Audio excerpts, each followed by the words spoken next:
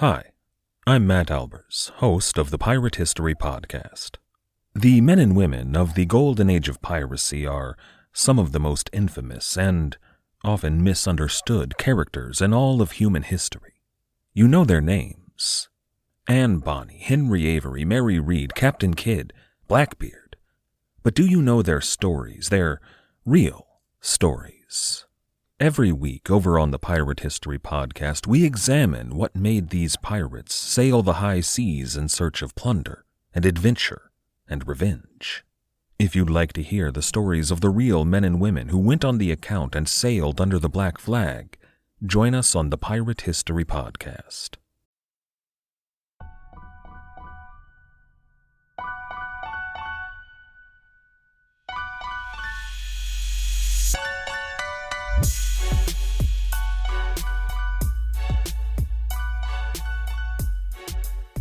What's going on, guys? Welcome to another episode of Bro History. It's Henry Zamota and Danny Abdel-Jabbar. What's up, everyone? How are you? Danny, how are you? Chilling, man, as per usual. How about yourself? I can't really complain. You know, I'm really coming to this realization more and more every single day. I've always have been at this realization that I despise internet culture. Okay. What kind of internet culture? There's a lot of them. So, for example, Tulsi Gabbard had a post today, Okay. and it was like something to do with, the Holy Week of tomorrow's Good Friday. We're recording this on a Thursday. So she said something about, Jesus. You have a bunch of people just attacking this lady. I thought she was Hindu. That was one of the first responses I saw. I was like, I thought you were a Hindu. Generally, I was just curious. She is Hindu, or she practices Hinduism. Her father was a devout Catholic, though, so she grew up in a Catholic household. Her mom was Hindu. I see. Okay. She ended up converting to Hinduism when she was like 17 or 18, or I think she may have been older. But when she was younger, she was a very devout Catholic, and that's where she actually gets her heat from. Not supporting gay marriage when she was younger, from when she was part of these these more so Catholic groups. I see. But she said something about that, and then you just have a bunch of condescending people like, "Fuck you, Tulsi Gabbard. Fuck you. Religion is the most divisive thing on earth. It's the reason for all war." Like militant atheists to just like, "Oh, Jesus wouldn't like Assad," and I'm just like, man, this is the most toxic place I think any brain can be on, is to be surfing these websites. But the reason why I bring up Tulsi Gabbard is because I had met Tulsi Gabbard once. It wasn't like a meeting like, hello, this is Henry Zamota. I met her at a Tulsi meeting, so it was more of like anyone can meet Tulsi Gabbard like today. A meet and greet, right? As long as you wait in line. However, I got the chance to speak to her for like maybe about 3 minutes, which I thought was nice. And there were all these people who were bringing her the book War is a Racket. She was signing autographs of the book War is a Racket by Smedley Butler, which I encourage everyone to read Butler, because he was definitely ahead of his time as far as the type of shit that he wrote in the 1930s. And one of my favorite quotes from Smedley Butler is a little passage from his book, War is a Racket. And this will give you a good synopsis of like the tone of how this is written. I spent 33 years and 4 months in active military service, and during that period, I spent most of my time as a high-class muscle man for big business, for Wall Street, and the bankers. In short, I was a racketeer and a gangster for capitalism. I helped make Mexico, especially Tipico, safe for American oil interests in 1914. I helped make Haiti and Cuba a decent place for the national city bank boys to collect revenues in. I helped in the raping of half a dozen of Central American republics for the benefit of Wall Street. I helped purify Nicaragua for the international banking house of Brown Brothers in 1902 to 1912. I brought light to the Dominican Republic for the American sugar interests in 1916. I helped make Honduras right for the American fruit companies in 1903. In China in 1927, I helped see to it that Standard Oil went on its way unmolested. Looking back on it, I might have given Al Capone a few hints. The best he could do was to operate his racket in 3 districts. I operated on 3 continents. Humble brag much? Well, the whole book is a just about his experience as a high-level officer in the U.S. Army, and how basically what he was doing. He was just a mercenary for corporate interests who were lobbying politicians to pursue foreign policy that they wanted, and there was nothing that he did that was an actual national interest. Yeah, that is the thesis of the book that was written. I believe in it was written before World War II. I forget the exact year it was written, but prior to World War II. So within that context, so this guy was dealing with a lot of like South American type, kind of the intra period for American colonialism. But a lot of people trace the origins of U.S. imperialism to the foreign policy after World War I. And I actually think that's probably not the correct assumption. I think that the imperial nature of the United States goes back much further back. It goes back much further than World War I. Would you agree with that? Or absolutely, yeah. From everything, I mean, from the Philippines, from our colonies in Philippines to the Marshall Plan, I mean to the Monroe Doctrine, to the escapades in South America. I mean, arguably, when the United States wasn't a full like coast to coast country, you could argue that things like the Louisiana Purchase, or even the acquisition of California, were kind of part and parcel with the same exact idea, right? Like they scooped up California with the ideas of like doing more trade with Asia, Yeah, absolutely. And scooping up California or annexing it in the Mexican-American War actually kind of leads to what we're going to be speaking about today. Yeah, it's a good segue. Mm-hmm. So last couple episodes, we've been talking about the rise of the nation state of Japan, and we're going to deviate a little bit from that theme, but still talking about Japan. But we're going to, we got up to the part of the story where basically Japan starts to modernize. And Japan's entrance to modernity was in large a reaction to Western threats.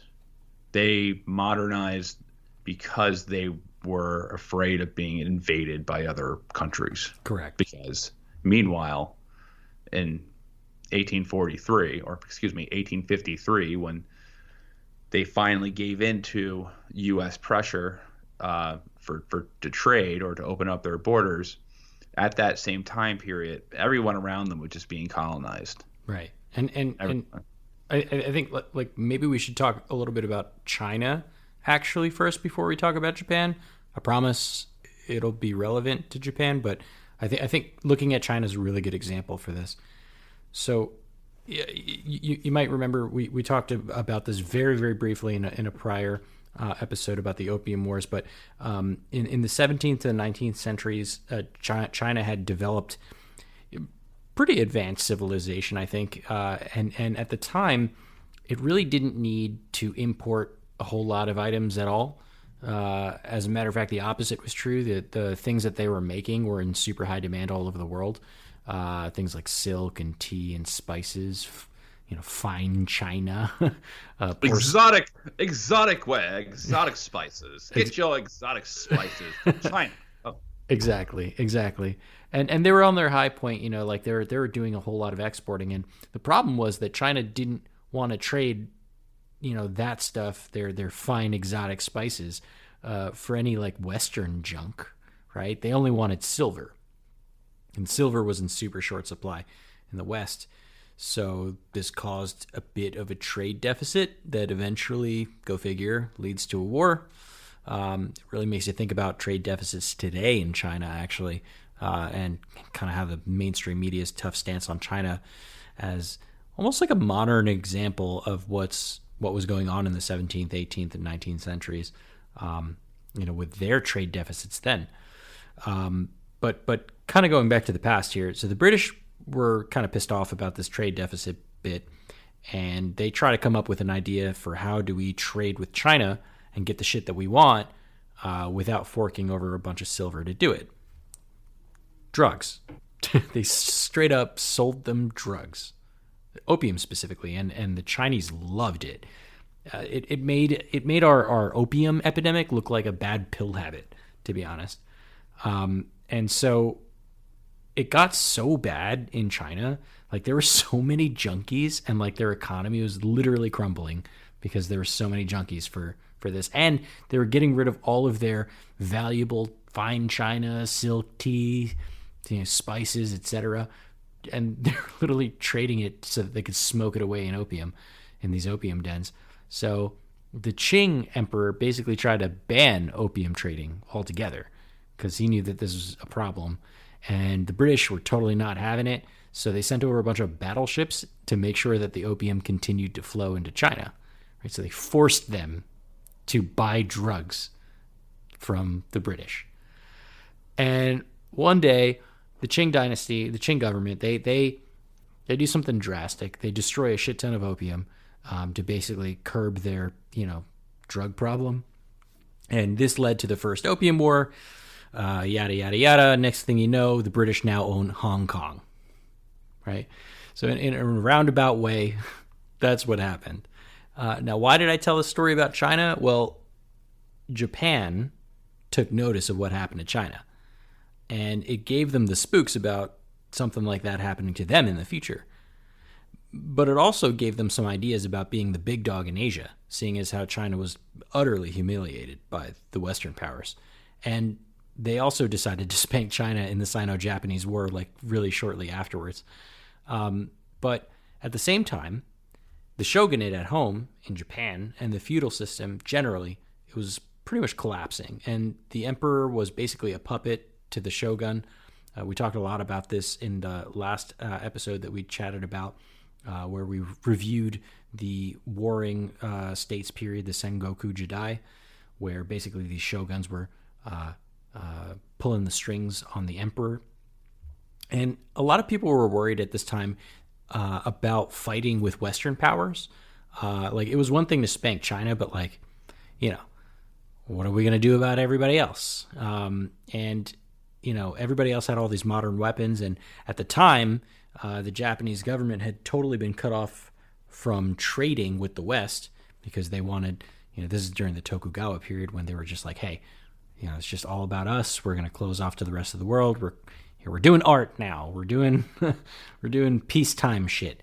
And they couldn't exactly build up to a Western strength without trading with the West.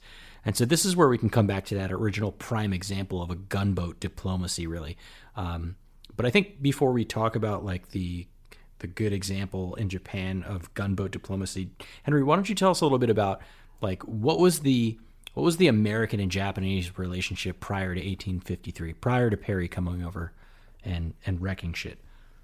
I think most people start the story of U.S.-Japanese relations with Matthew Perry, with Commodore Matthew Perry in 1853, the famous story of the black ships. Right. So that story is that Commodore Matthew Perry went over to Japan and said, you need to open up these borders for trade with the United States or we're going to fire on your harbor. And Japan ultimately sees, how advanced the Western navies are at this point, and they can't really do anything about this.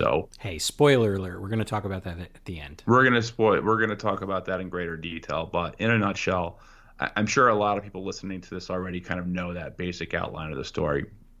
However, I think what's omitted from the narrative is that the U.S. kind of had a minor relationship with Japan. I wouldn't really say a relationship with Japan. That's probably an overstatement. But there were some run-ins, I would say. There were some minor clashes, not between the governments, but just between like civilian vessels and stuff like that. Mm-hmm. But the first contact between Japan and the U.S. was through whaling. So whale blubber was used to make oil lamps and cosmetics and like things like perfumes and shit like that. Back in the time before whale wars. Did those guys save any whales? I think so. And if the folks in the show didn't save any, there's like legitimate like people out there that do. Save the whales. I don't know, man. Whales are cool. Whales are cool. I don't think you should kill whales. I'm turned off by harming any type of like noble sea creature. Yeah. As a side note, a couple years ago, because of some of the cleanup projects that they've been doing in New York City, the East River and the Hudson Rivers were getting clean enough for humpback whales to come back in, and they had been spotted in the river. Really? In the East River and the Hudson River? Yep. Specifically in the East River, yeah. Wouldn't that be a treat? Yeah, to just like be... Come to New York, see yourself a sperm whale. No, not a sperm whale, but a humpback, for sure. Is a humpback smaller? I think so, yeah. You can see humpback you can see whales like not too far off the coast of like Rockaway Beach. There's like whale watching. Really? Yeah. I've never seen a whale. I'd be interested in that. I have never seen a whale in real life ever in my entire life. I've seen a shit ton of dolphins. Yeah, dolphins I've seen. Dolphins are cool too. But whales, man, those things are fucking massive. Whales are big.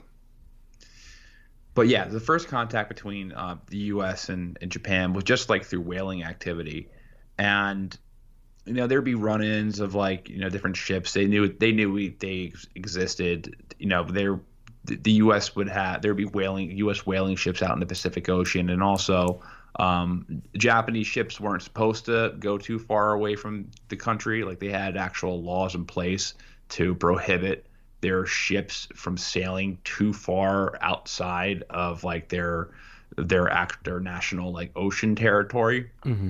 There are like some prohibits on like how they built their ships to not allow them to sail the open seas, and there would be some run-ins. Now, what happened was that in the early 19th century, the U.S. was doing a lot of trade with China. So what these merchants figured was that Japan would be a natural resupply route. So the first recorded contact between the United States and Japan was in 1791. So it goes way back. An American ship, it blew off on its way to China. It blew off course and it landed somewhere in Honshu, like around the Osaka region. So they landed on the main island of Japan. Right. But I guess this guy who landed there, he got away before he was captured, and he probably would have been killed at this time period. Right. Some samurai would just totally annihilate him. I mean, he would have been just captured and executed. Right. Which was the policy at this time. The next couple of decades, they get a little bit more lenient about like murdering people as soon as they wash up on their shores. But at this time in 1791, this guy was probably like, probably should leave here. He probably didn't know where the fuck he was, to be completely honest. I mean, to the Japanese at these times, like their experience were with Europeans, they kind of saw them as barbarians or as undesirable, because think about it, like merchants who are traveling from Europe to Japan, because they were dealing with merchant from missionaries and traders from Portugal and also Dutch at this time, and I mean they look like they just got off a ship. Right. They look disheveled. Yeah. Bearded. They have different diets. They probably smell. Probably have gangrene. I can't imagine the living conditions that must have been on an 18th century vessel, right, crossing the ocean. Century vessel from Europe to Asia. I imagine it probably stunk like hell. Probably sucked. Wet. It's probably lice. It's probably just terrible. It's probably terrible. So naturally, when they showed up to Japan, the Japanese were like, "You guys are gross. Ew." Yeah. Get the fuck out of here. So, make a long story short, Tokugawa Japan, they shut off relations with all Western countries. They only allowed trade with China as well as one European country. That one European country was the Dutch, because the Dutch, one of the main reasons why they cut off trade was because of the missionaries, the Christian missionaries that were coming to Japan to start these churches, that was a huge departure from Oda Nobunaga, who almost became a Christian. Like he was down for the JC, like he was up with that. The thing about religions is that they can new religions can conflict with social orders and governmental powers, or sometimes if they can't use those religions for their own power grab, and that can potentially be a disruption in their power, then they're going to do the natural thing and ban that religion. Right. Which the Tokugawa shogunate did. They effectively banned Christianity, and they murdered Japanese Christians, like they persecuted them, because there were Japanese churches that started, and there's a famous case where there's this church was burnt down, but that's going way off course. They chose the Dutch because the Dutch were secular, or at least they perceived them to be more secular than the Portuguese, who they were trading with prior. Right. Now, in the 19th century, it became very dangerous for Dutch ships to navigate through the Pacific Ocean because they were at war with the British. This was a time during the wars with Napoleon, and the Dutch were on the side of the French. So a Dutch ship, they would get fired upon if they were sailing, on a route to China or somewhere, if a British ship spotted them. And the British at this time, and for most of imperial colonial history, the British have always dominated the sea. So this kind of led a demand for, or a hole in that usual presence of Dutch traders in the ports in Nagasaki. And what ended up happening, and this is really funny, and I actually recently just learned this, American merchants used Dutch flags to covertly enter Japan and pretend that they were Dutch to trade. Which is about that. It'd be funny. Like, how do they do they just fake a Dutch accent? Like, oh, hello there, I am Dutch. Would you like to buy some of my things? Like what? Like, how did they get away with that? I don't know. Would you like to buy some split beef soup? I'm from Holland. Isn't that weird? Faza, can you hear me? Like, how did they seriously? How did they do that? Like, did they have to learn Dutch? Because like they probably the Japanese probably didn't understand the differences between the different white people. Yeah, but I mean, looking at us is one thing, but like fucking the language is different, right? Like, I imagine when you're doing trade with the Dutch, you probably have a couple of Japanese people that speak Dutch, and you probably got a couple of Dutch people that speak Japanese, and that's how they figure out how to trade with each other, But then these Americans come up with some Dutch flags. Those Americans have to speak Dutch and Japanese. Seems really tough. I don't think that. I think they found ways to communicate with each other that weren't. I don't think they necessarily had translators. There's I ways don't to know. communicate using things like sign language when you're meeting someone from a foreign country. I don't think that everyone needs to have like an interpreter for the type of trading that they were doing, because the trading that they were doing was like they weren't social gatherings or anything like that. They weren't forming social relationships.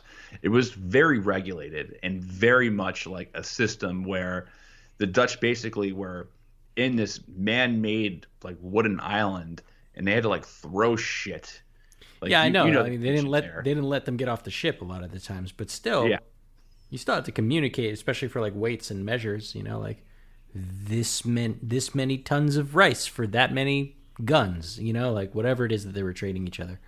Well, I'm sure these merchants who are willing to take the risk of going to Japan and risk having their head chopped off by a samurai um, knew enough Dutch to get by or to pass. Knew I'm enough sure it wasn't Dutch to really that fool the hard. Japanese. I'm sure it wasn't very hard to fool them. That's something interesting. I got to look into that one day. Something else that's really interesting is that sometime in the year 1833, a Japanese boat was blown off course and somehow ended up in Washington State. Neat. So the surviving sailors were captured by a Maka Indian tribe, and they were slaves. But word got around to the Canadians in that area. There was a Canadian fort, and they were interested in hearing about or seeing who these people were, and they ended up making basically a mission to free these people, and they ended up. I think they had a couple of different attempts, but they ended up negotiating for their freedom. These Japanese sailors. I think there was about 12 sailors from the start, and 3 survived. And these guys are. It's actually a really interesting story. These Japanese sailors who end up in America, they're kind of used as political props in a way, where they're sent to London on ambassador trips and stuff like that. But they eventually make their way, or an American merchant named Charles King eventually learns about them. And he figured that he could use these poor bastards as a pretext to travel to Japan. I see. And he refuses to travel there with any armed ships or any guns or any weapons, because he didn't want the Japanese to see him as some Westerner who's trying to swing his weight around, someone who's coming there with some type of aggressive intent, because the Japanese aren't dumb. 1833, or this is probably a little bit after, in the 1830s, this is the time of when Western armies are really starting to make that leap over the East. So I think they know well that things are getting a little bit more real out there. But when he goes there, he thinks he's going on a goodwill mission. He ends up being wrong, because when he arrives, Japanese soldiers, they fire on his ship. And sadly, these shipwreck victims, they never make it back to Japan. They remain for the rest of their life in exile. I think they end up in like Macau or something like that. It's very sad. That's a good story to dramatize. Yeah, right. Story of Charles King. The story of the sailors who found themselves in America. It would be interesting if it was like a Japanese film in Japanese. Serial killers, strange disappearances, unexplained mysteries, terrible disasters. I'm Nate Hale, and in my show, The Conspirators, I'm here to tell you all the stories from history your teacher never told you about. Hear the real story behind the Bermuda Triangle, or about the history of people drinking blood to stay young, or about the serial killer operating in Nazi-occupied Paris, or what dark secret lurked within the walls of a Scottish castle. In my show, The Conspirators, I take you on a journey through some of the darkest corners of history, where you'll hear about the folklore, myths, and misconceptions behind some of the darkest events that ever happened. Listen to The Conspirators on Apple, Stitcher, Spotify, or wherever you get your podcasts. And remember, sometimes the truth really is stranger than fiction.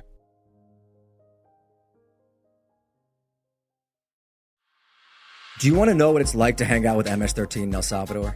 How the Russian mafia fought battles all over Brooklyn in the 1990s? Or what about that time I got lost in the Burmese jungle hunting the world's biggest meth lab?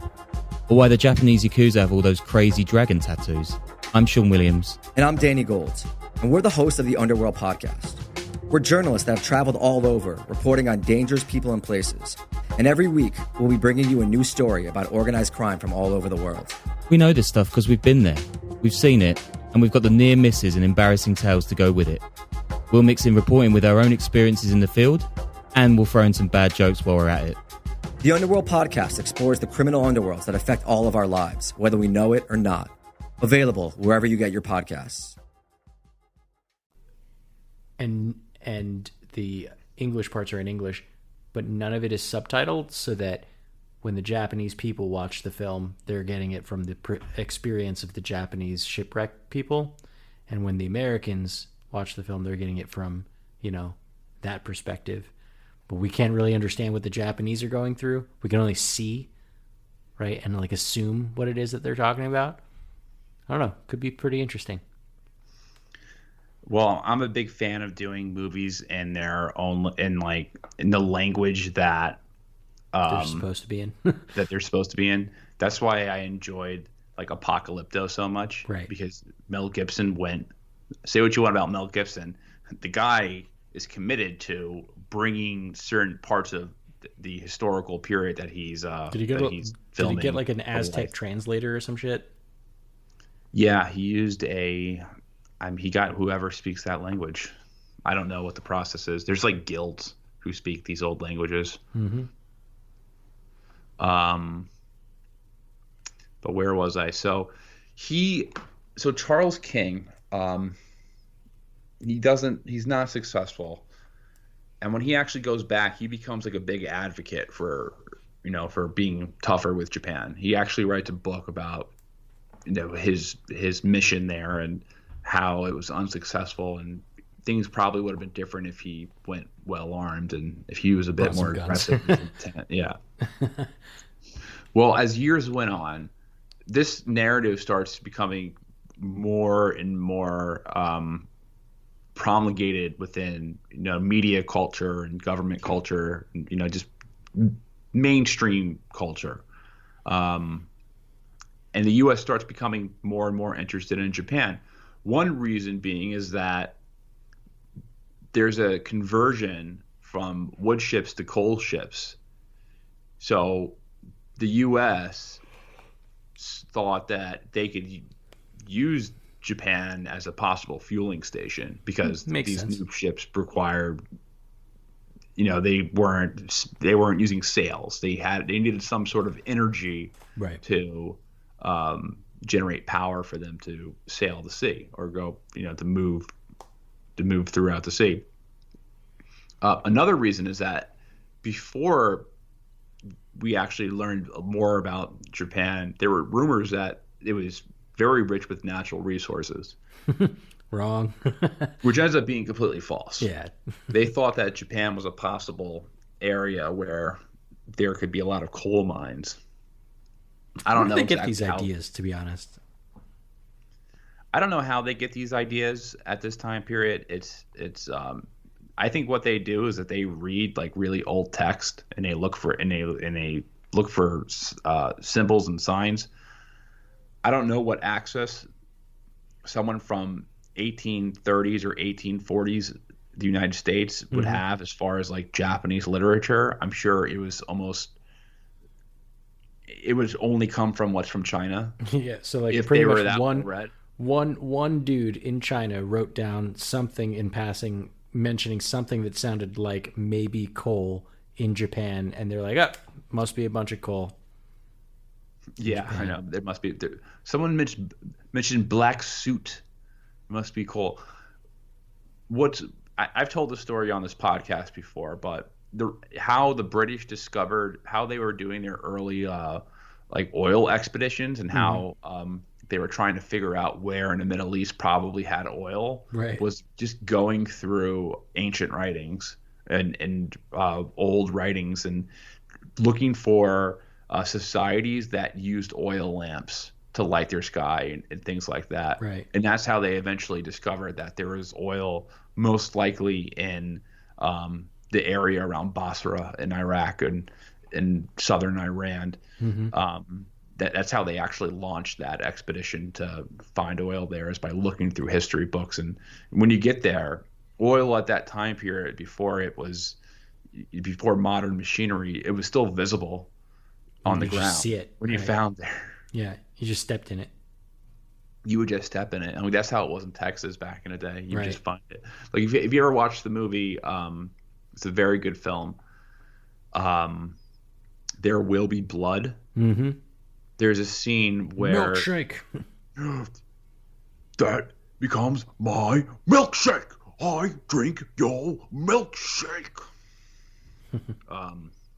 There's a scene though in the beginning when he's on that guy's ranch and he's like looking for oil. He's literally looking for oil, and he sees basically like a river of oil, like a stream of oil coming down from a rock. And he's like, "Oh, this place looks like there probably is oil." It's like, duh. So it was done by sight, just like by an anonymous tip, like there might be oil. He was able to confirm it on site. All right, so they're thinking maybe Japan is like a good refueling station. You know, maybe it has some coal in it, and you know this is increasing the U.S.'s interest in Japan, right? And well, also what's important to note is that this is the period where escalations with Mexico are starting, and the U.S. kind of knows it's gonna probably annex California soon. Right. California's annexed in 1847, 1848. One of those years, at the end of the Mexican-American War. Once they know that California is part of the United States, there was an understanding that commerce with Asia was going to be even more vibrant and open up even larger. So they knew that there was going to be this kind of demand from the merchant class. So in 1845, and this is before, California was ultimately annexed, there was a resolution that was put forward through the House to open up relations with Japan. And the guy who they chose to do this was a veteran of the War of 1812, Commodore Jason Biddle. James Biddle.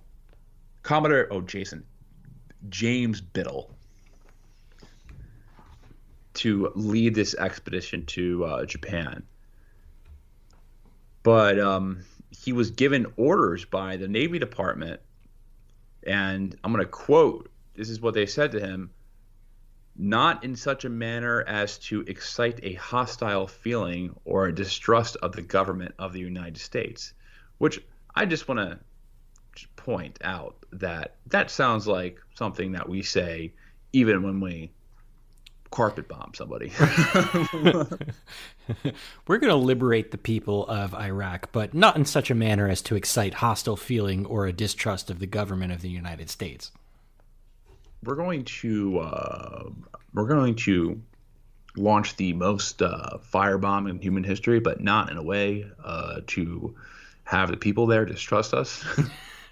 We're going to launch an unmitigated drone war on this society, but not in a way that will produce hostile feelings or distrust of the United States government. Yeah. These drones are to limit hostile feelings or distrust of the government of the United States. So what did Biddle do? Well, the U.S. was aware of how crazy Japan's isolation policy was, so they had to walk on this tightrope. So Biddle, what he does is that he sails directly to Edo, which is present-day Tokyo. And to make a long story short, he is rejected. But Biddle's voyage to Japan ends up being really embarrassing.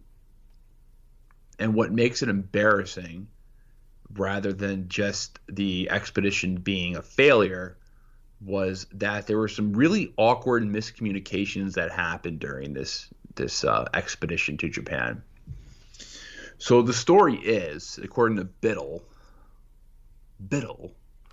James Biddle sounds like a Harry Potter wizard. I am James Biddle. James Biddle, you are a Hufflepuff.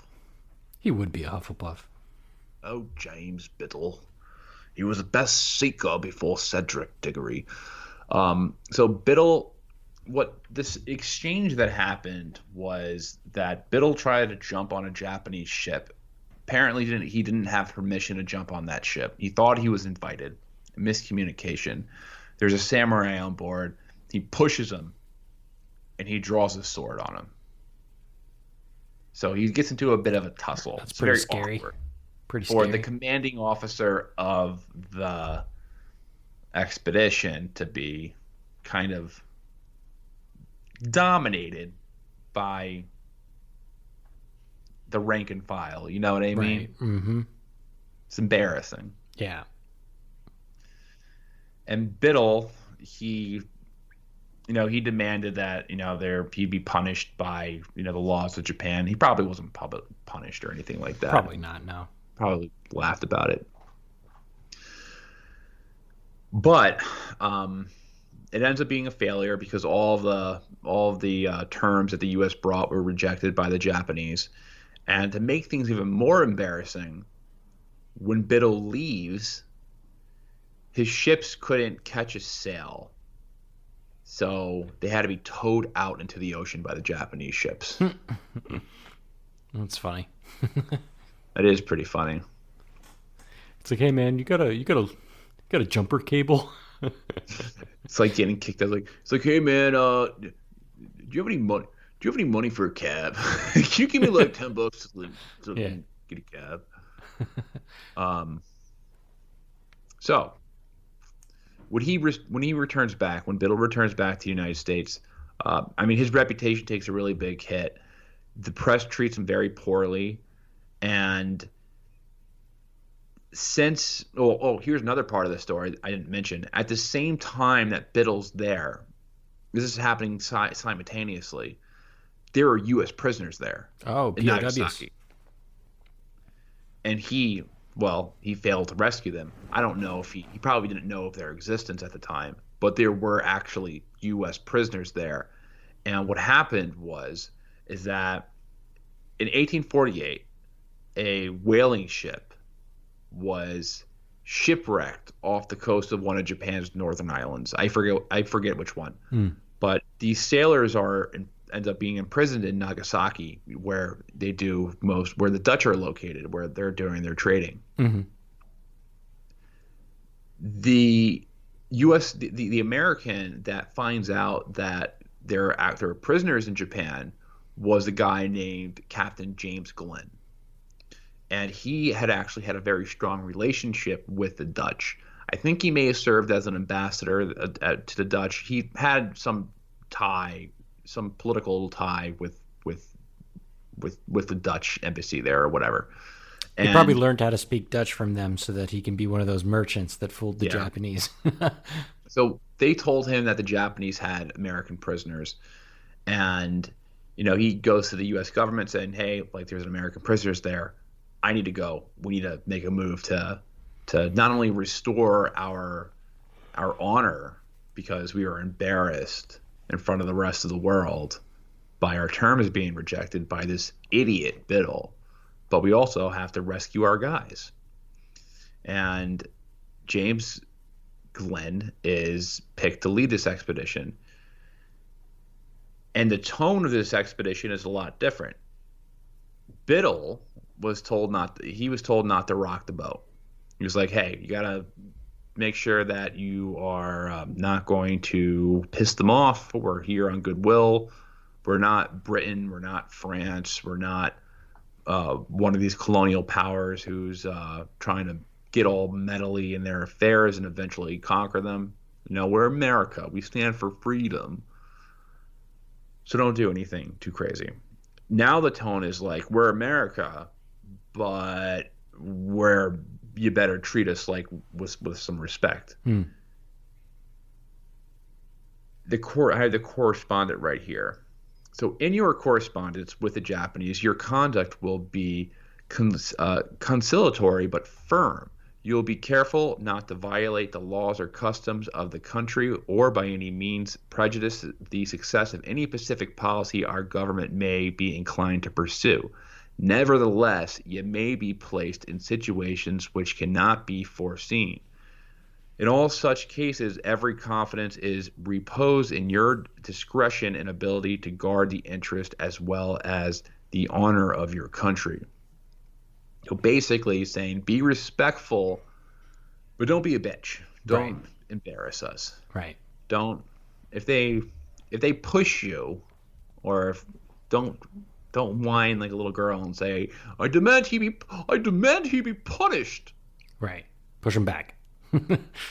Push him back.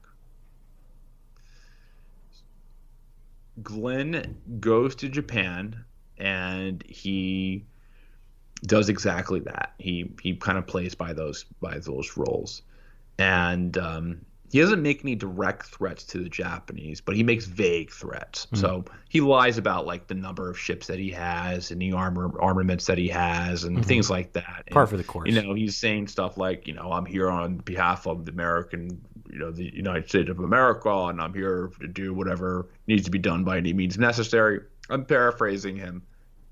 He didn't say like, I'm going to start launching cannons into your harbor. However, he was like, I'm going to do whatever it needs to take to get these people back. Right. And he does. He's successful. Honestly, having these American prisoners in Nagasaki was most likely a pain in the ass. Mm-hmm. So I don't think that they were kicking and screaming. Like, why? Like, what's the point? They were probably waiting for someone to pick these guys up. Like, what's the point of even having them? They probably thought they were Dutch. Yeah. What's the point of even having them? So I don't necessarily buy that the aggressive tone from James Glenn, was the correct thing to do or made all the difference. I think that the mission was a lot easier for James Glenn because he wasn't going on there. His diplomatic mission wasn't to open up trade relations. It was just His to get some diplomatic guys mission back. was just to pick some people up. He was like an Uber. He's like a big Uber. Yeah. But he's successful and he's praised and he becomes a thought leader when it comes to Japanese relations. And, Biddle was kind of really dragged across the dirt by the corporate press at that time, or, I don't know if you call it the corporate press, but whatever manifestation of U.S. media was in the 1840s. And the papers. What's that? The papers. The papers. That Biddle there, he's a weakling. We need a guy like Glenn doing our negotiating with Japan. He's strong. He's tough. But when Glenn gets back, he starts to personally lobby for the U.S. to open up relations with Japan. He kind of shits on Biddle too when he's back as well. He writes a letter to Millard Fillmore, who is the most notorious president of the United States. Good old the Philly. Most well-known president of the United States. Who is the most obscure president? I mean, if you put it that way, I guess it's Millard Fillmore. Like who is the most unknown president? Like if you presidents that I don't know shit about. Just like anyone would know, who are just so obscure that most people have no idea who they are. Fuck, I don't know. I feel like Millard Fillmore is in the top 5. Yeah. I've always known who he was because I've been interested in this subject, but I think Chester Arthur. Yeah, that's a good one. Chester Arthur. I can't name one thing that Chester Arthur did as president. I couldn't tell you which number he was. I couldn't at all. But it gets really fuzzy between the periods of like Woodrow Wilson to.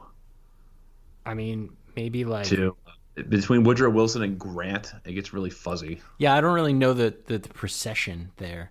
I don't know. Maybe I guess Roosevelt, Tyler. but... You know, John Tyler. I don't know shit about John Tyler. Tyler Perry. John Tyler Perry. I don't know shit about him. I'm making that up. Tyler Perry is an actor. There's Zachary Tyler. But yeah. But we digress. So he writes a letter to Millard Fillmore, the president of the United States at this time, and he basically says that Biddle's mission caused more harm than good. And what he ultimately did was he caused more contempt from the Japanese against Americans. And the press echoed the same frustration. So one of the big reasons why the press was kind of running with his story was at the same time these U.S. prisoners in Japan were coming back and they were telling their stories to the press. So all this information got out to not only the merchant community, but whoever was reading the paper at that time. Mm-hmm. I don't know the exact number of people who are reading newspapers at this time. I'm sure a lot of were just like local papers. However, the living conditions that these guys were living in were apparently really bad. They were less than desirable. So there's a lot of animosity that was created right away, that was generated from the press. Now, these tensions, with the press and the lobbying from guys like James Glenn, was kind of set the foundation for what later came to be known as the Perry Expedition, where the United States was not going to take no for an answer. Like they were going to open up trade with the United States. They were going to open up trade with Japan by any means necessary, and they were absolutely willing to threaten them with violence. And this eventually leads to the first kind of clear-cut example of what gunboat diplomacy is. Yeah, totally. I can talk to you a little bit about the Perry expedition, because I think that's like the natural next step there. As you mentioned, it's also called the arrival of the black ships in Japanese. It's pretty metal, honestly. But his first Commodore Perry, he was put in command of the East India Squadron, which was the one in the Pacific. And he was basically tasked with a mission to go over to Japan and end their 200+ year closed door policy. So much harder than our Glynn or Biddle's missions here. And he wasn't a dummy, and he actually preferred to have led the U.S. Mediterranean Squadron, where I assume it was more like Yacht Week all the time. I don't know. I didn't actually research that particular squadron, but you had to deal with the Ottomans. He didn't want to go. He didn't want to go to Japan. He didn't feel like it. He thought it was a bad idea.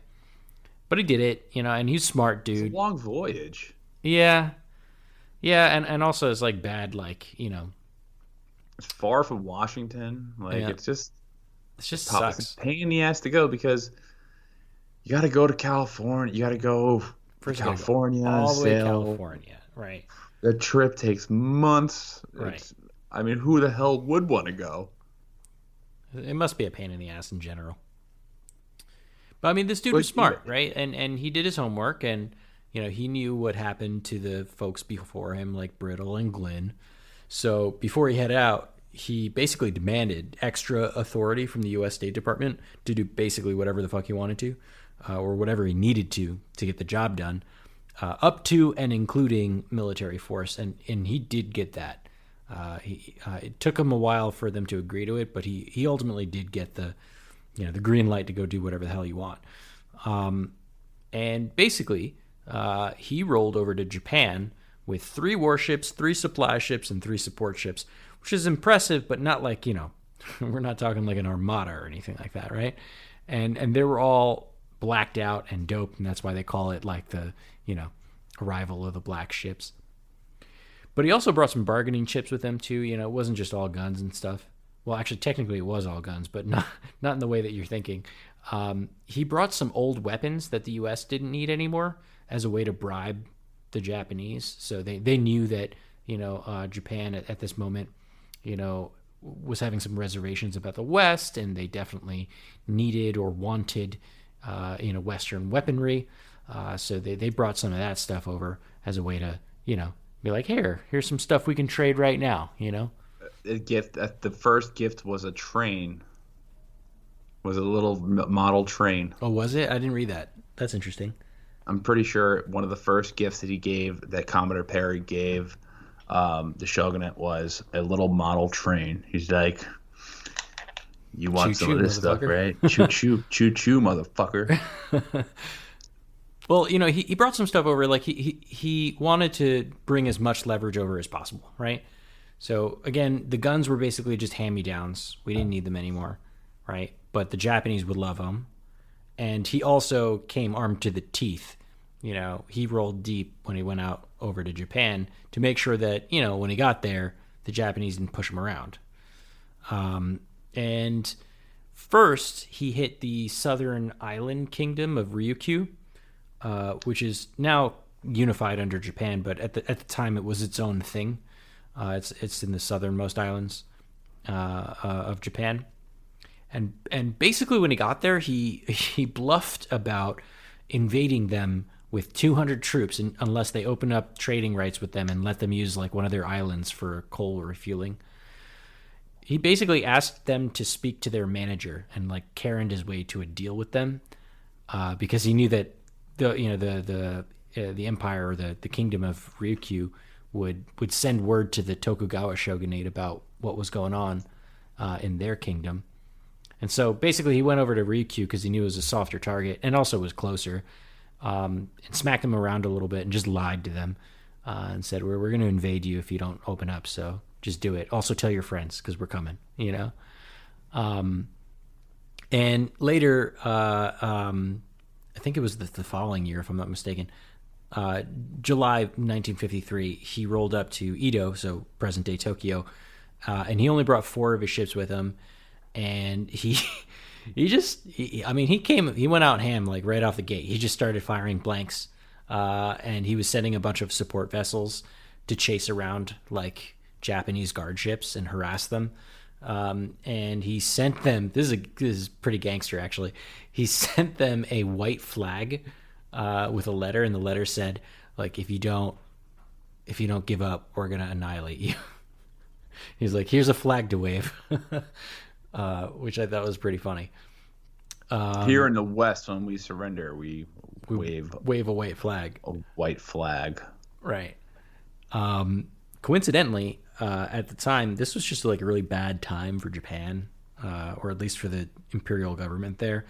The current Tokugawa shogun, because there was, I think, 3 of them, 3 or 4, I forget. But this particular Tokugawa, not the original Ieyasu, I forget his name. I think it was like something else. He was sick at the time, and he ended up dying while Perry was around, and he left the shogunate to his weaker son. And his son was a pushover. And basically, the son put the demands of Commodore Perry up for a vote among the lesser daimyos, which was actually the first time that that's ever happened at that point, where, they were actually looking for like the input of other local warlords. And eventually they all decided that it wasn't a violation of Japanese sovereignty to do a little trading with them. So they were like, all right, fine. Right. But they also did decide to fortify Tokyo Bay because they were like, well, these fuckers are coming back with more weapons. We gotta, build up our forces.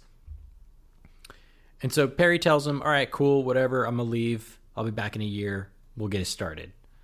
And then when he comes back with more ships and more men. I think he doubled his men. I'm not mistaken. I forget the exact numbers, but he brought more, a lot more. There was a bit of a fight, though, between Japan and the U.S. about where they were going to do trade. I know Perry wanted to do it in Edo, so Tokyo, and of course that's their capital city, so Japanese didn't want that. They wanted them to go somewhere else and basically do the same, like set up the same situation that they had with the Dutch, where they put them on an island somewhere and be like, hey, you don't get off your ship, just give us a shit. But Perry's not a pushover, and he was like, fuck that. And he said, if you don't give me what I want, I'm bringing 100 ships down here, and we're going to wreck you if I don't get what I want. The U.S. didn't even have 100 ships at the time, so he was totally bullshitting, you know? This is 1853, so right. This is even by today's standards, 100 ships, like 100 warships, is a lot of fucking ships. That's a lot. I know. You know? It's not the British, it's not the Royal Navy. I mean, even the Royal Navy, like to send 100 ships, the Royal, even the at the height of the British peak Royal Navy, that is something. Like, that is hard to muster that many ships. It's hard. Because we're talking modern ships, right? We're not talking like, I know there weren't that. I mean, even there weren't really any naval battles in World War. There was one naval battle in World War I. Mm-hmm. But I don't think they didn't have 100 ships or anything like that. Right. It was like we're not talking about like rowboats here, or something. Like we're talking about like steam warships. They're expensive, they're big, they're hard to maintain, and also for every warship you need several support ships, right? I told you, when Perry first came over, he had 3 supply ships along with his 3 warships. So the idea of just bringing 100 ships at the time was just like this absolutely insane proposition, right? That would have been like, if somebody would have said that, be like, yeah, I'm gonna fly over 1 million jets over your country if you don't do what I want right now. Like 1 million, that's a lot, that's like a lot. So Perry's a bit of a G, I think. His forces and his ships were definitely superior to whatever tech the Japanese had. But like, when you think about it for real, there would be no way that he would be able to keep up a naval battle for long against the Japanese on the Japanese mainland, because again, these ships need to refuel, they're going to run out of weapons. There's only but so many of them. If it was a war of attrition, Perry would have been murdered eventually. I mean, there's no way that he would have been able to, even if he was able to have a dominant presence in Edo Bay, it's not like he'd be able to invade Japan. No, he had in his first expedition, he had like maybe 200 Marines. Maybe. That's not enough people. No, of course it's not enough. And it's not like the Japanese didn't have. This is 1853. Right. Come on, guys. The year is 1853. It's not like they have Gatling guns yet. Right. Well, they might have, but it doesn't matter, because we're talking about a country with millions of people in it, with Japan, that probably had, hundreds of thousands of soldiers, including badass samurai.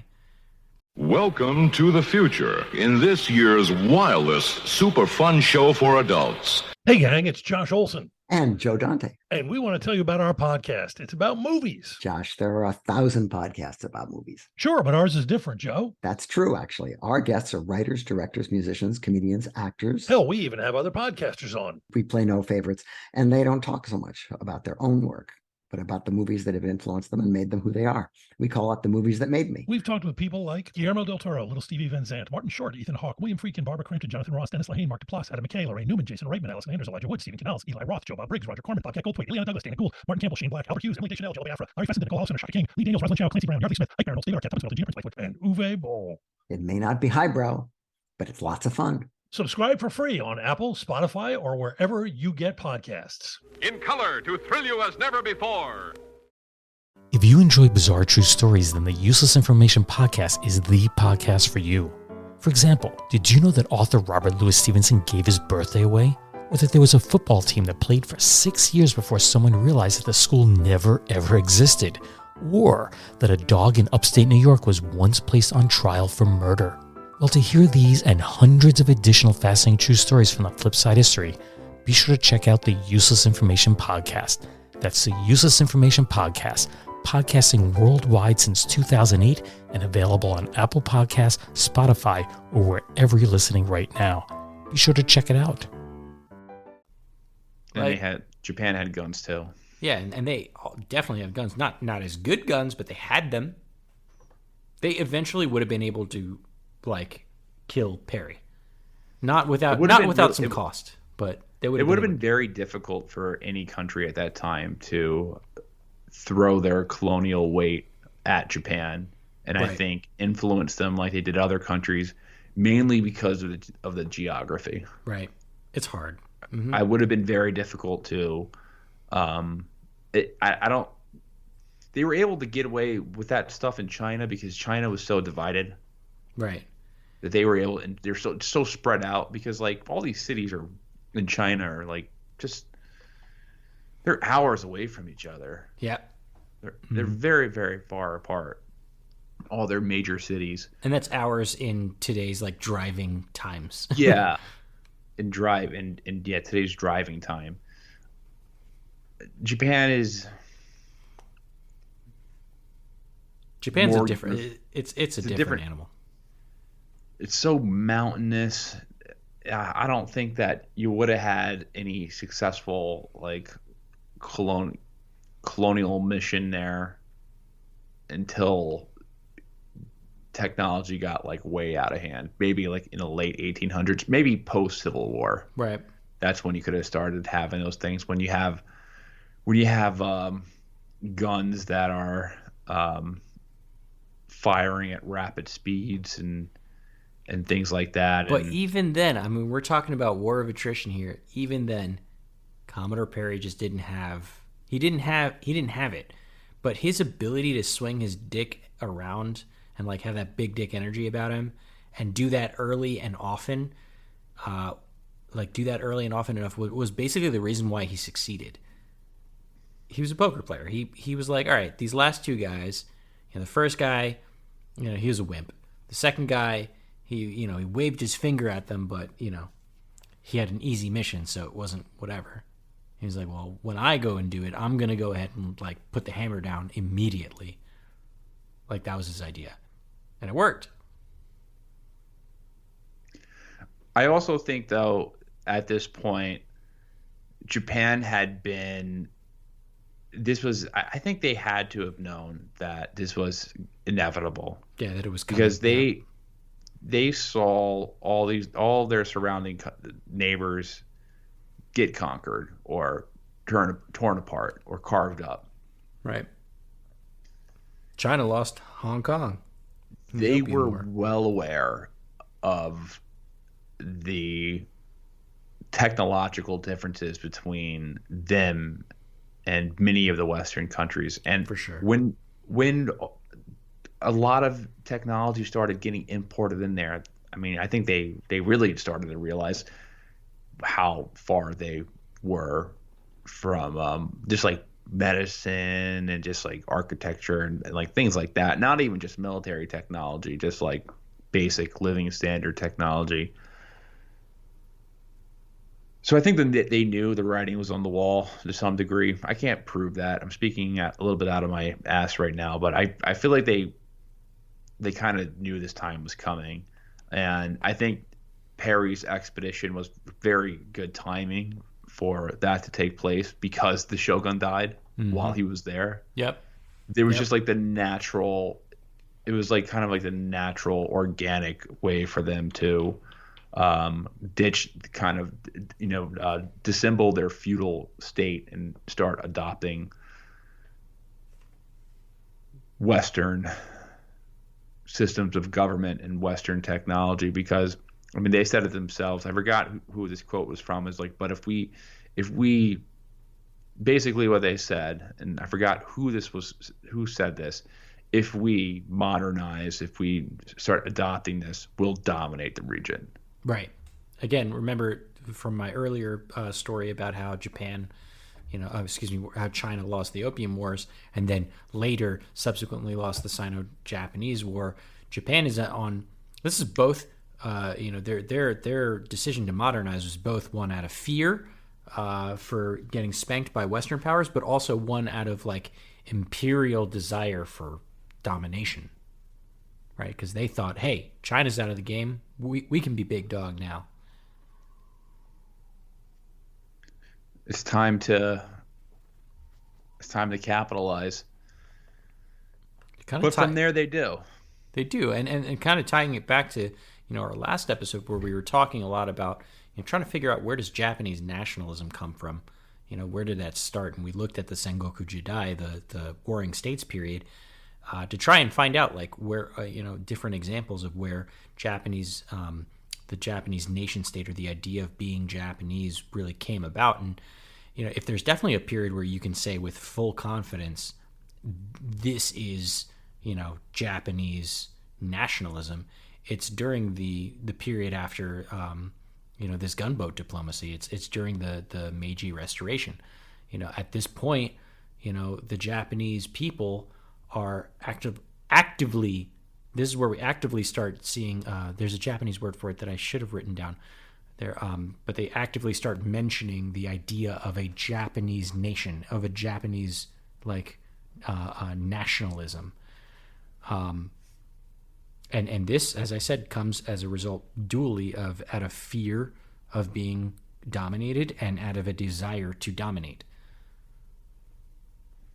And this is when they start adopting a bunch of, modernizing. When they start adopting a bunch of Western stuff, they stop looking to their Eastern, allies or not allies, but Eastern neighbors, and they start looking at places like, France and Germany, Prussia, I should say.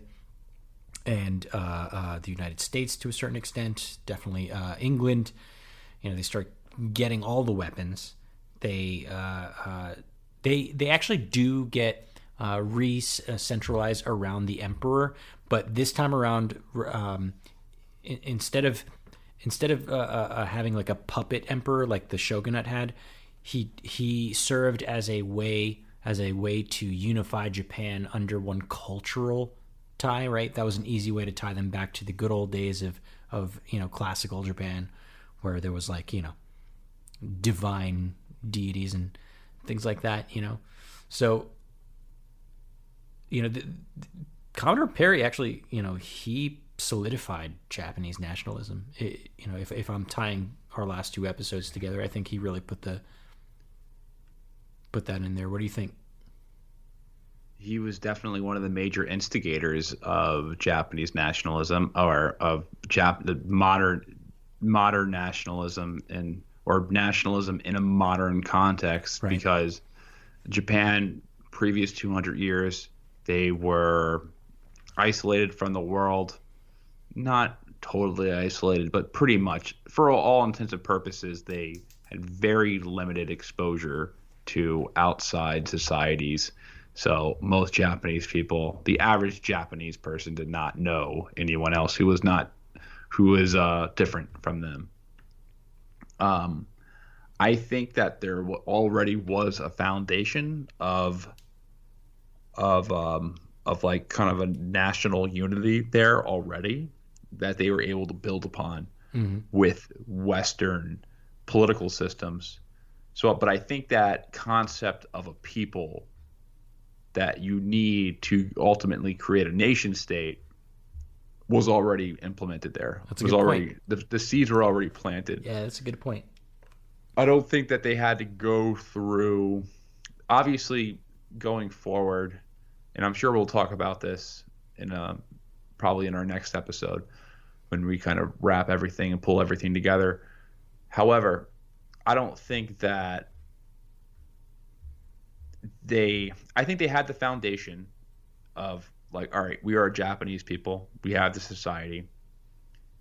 Then when there becomes more exposure to what the West, that's when they start more so kind of like looking for more things within their past to further unify the people there. And that's where you have like the mythology of Bushido coming, Right. the mythology of the Bushido code. And then that's when you get deeper into like the weird race politics they start getting into, Right. like the Yamato race and all this stuff that ends up being, pretty kind of destructive for not only their neighbors, but for them as well. This is, I don't want to say it's the genesis of it, but I think it is what wakes that spirit, that imperial spirit, where they are the victim of gunboat diplomacy, but then they become one of the number one perpetrators of it. Yeah. perpetrators of gunboat diplomacy. And to tie this back, I guess we were planning on talking about U.S. foreign policy and modern examples of gunboat diplomacy, but listing modern examples of gunboat diplomacy is, I don't even know if it's worth it, because U.S. foreign policy is gunboat diplomacy. Yeah. Like, it's not, I can't list examples of, like, it's just, that's what the policy is. You have to do what we say, or we'll remove your government, find a new one. Right. And I think that quote that you started with in the beginning, really hits that, brings that home. The Smedley Butler quote, yeah, I think that everyone should read that. War is a Racket. If you like reading like old books written in like that tone, it's perfect. Like I do. I love reading like books from the 30s and like the 20s, 30s, and 40s. Just because I just love hearing I love like reading that writing style. It's very different, but it's not like you're reading like 1700 stuff. Yeah. Mm-hmm. It's just very, the tone is fun to read, but it feels like it could have been written yesterday at the same time.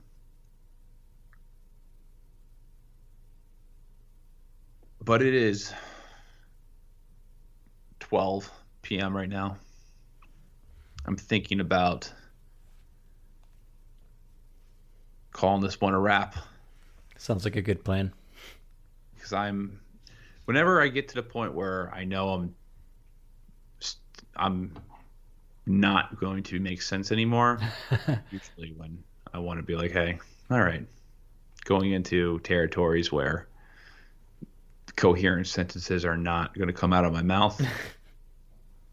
So might as well quit while you're ahead. That moment may have happened like a while ago. Coherent sentences. There may have not been a coherent sentence in this podcast from me, at least. Oh no, definitely there was. Okay, there was a couple. Yeah, just a few. As long as there was like more than 2 coherent sentences that you were able to pick up, then I feel like that's an accomplished episode. I think that the 2 that I can remember are, "What's going on, guys? It's Henry Zamota." What's going on, guys? It's Henry Zamota. I fucked that one up too in the beginning. Yeah. Yeah. We had to restart that. I said, I called Danny Daniel, and he's like, you need to restart that and call me by Danny. Well, the real reason was because you were screaming into the microphone and it clipped. Oh, okay. Well, I guess I'm a little right. You're a little right. All right, guys. Thanks for listening to another episode of Bro History. We really do just appreciate your company and you guys continuing to listen to our show. It means so much that you guys continue to listen. If you're new to the show, make sure that you rate and review the podcast. Rating and reviewing the show is the number one way to help us grow. So rate and review. We also have a Patreon. Patreon will give you access to our Slack account as well as bonus episodes. So we have had some bonus episodes on this series where we are explaining the rise of the Japanese nation state. So check that out. We have one on China's influence on Japan, and another one on the Last Samurai and their historical inaccuracies and inaccuracies and accuracies. So what they did right and what they did wrong. So join us there. And I have nothing else to say, Danny. No, me neither. All right. Catch you Peace, guys guys. later. See you next week. Oh, Peace. happy Easter as well. This is probably Sunday, so Happy Easter. peace.